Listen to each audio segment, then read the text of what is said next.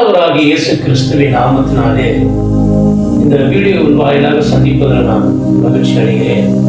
கர்த்தர் தாமே உங்கள் யாவரையும் ஆசீர்வதிப்பாராக. ஒரு வார்த்தையை மாத்திரம் நான் சொல்ல விரும்புகிறேன்.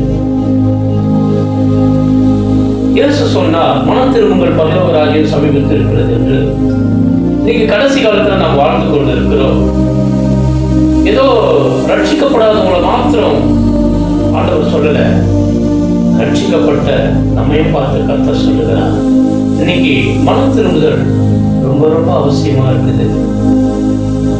இன்னைக்கு ரட்சிக்கப்பட்டிருக்கிறோம், வாழ்க்கை மாறல, பேச்சு மாறல, நடத்த மாறல, சுபாவம் மாறல, எண்ணங்கள் மாறல, எதுவுமே மாறல.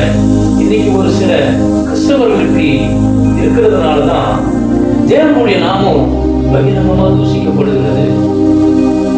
ஆனா ஆண்டவர் சொன்னார், மனம் திரும்புங்கள், பரலோக ராஜ்யம் சமீபத்தில் இருக்கிறது என்று.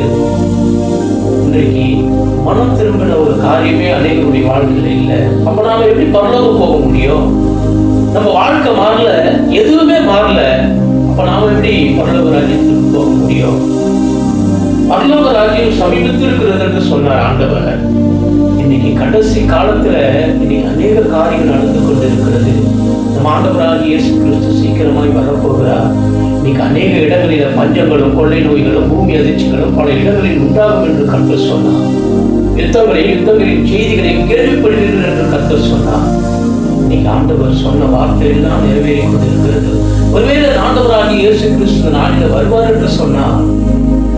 யோசிச்சு பாருங்க, நம்மளாம் பரலோகம் போவோம். அருமையான சகோதரனே, சகோதரியே, மனம் திரும்பு.